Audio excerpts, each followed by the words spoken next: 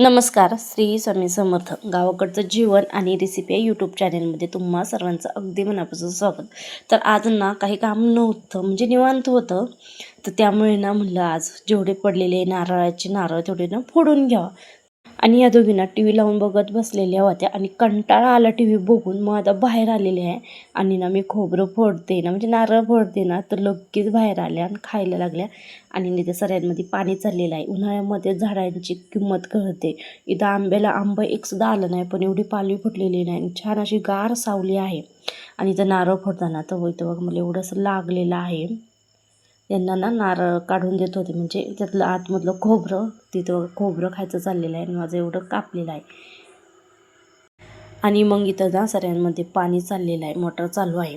आणि यामध्ये ना पाणी दिल्यानंतर ना मग मका लावायची. मग त्यामध्ये ना पुन्हा गवत लावून घ्यायचे.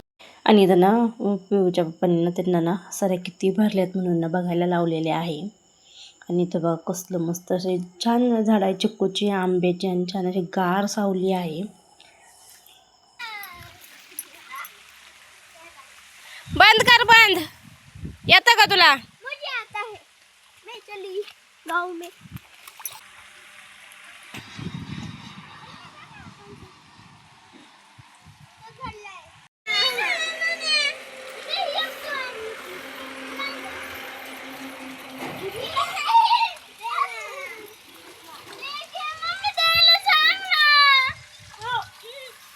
देऊन दे तिला बारी.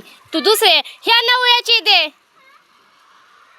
अगं दिदा त्यो नाही गेला वापा, अजूक नाही गेला, अजूक साऱ्या गेल्याच नाही. तेच गेली पिवतोय पसली, नाही गेली अजूक. लोक देऊ हवा बाहेर नका राहून सगळं भरून काढा.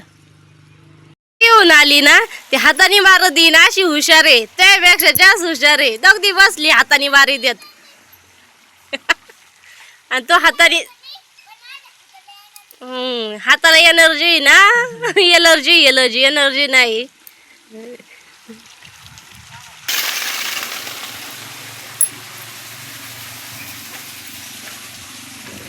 या इकडे चला. तिने बुजवला जरा अलीकडे सर थोडं थोडं लाव ग. कोरड्या साऱ्यांवर किती मजा वाटत ती पाणी खेळायचं. अजिबात असं हे नाही, सगळीकडे फुटीता काय.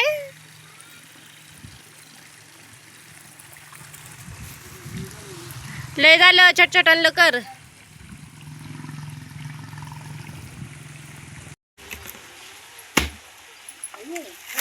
हे झालं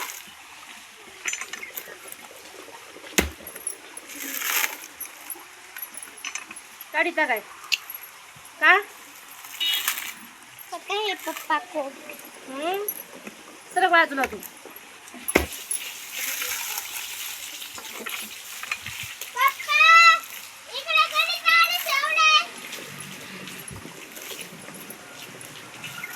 तर ना पहिले 3 नारळ फोडले होते, 2 खाऊन संपले आहे, म्हणजे दुसऱ्यातलं फक्त एवढंच शिल्लक आहे. आणि एक ना सुका निघलेलं होतं, त्यामुळे ना 2 पुन्हा मी फोडून ठेवलेले आहे. तर त्याचे ना मला बर्फी बनवायची आहे त्याच्यामुळं.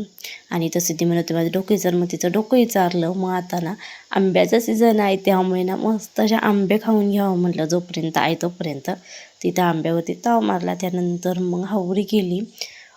तर एवढी अशी हावरी झालेली आहे, नीट केली म्हणजे झोडली. पावसाने वातावरण झालेलं होतं, त्यामुळे ना वाळली होती. म्हटलं उद्या करूच तो काम, हे ना आजच करून घ्यावा.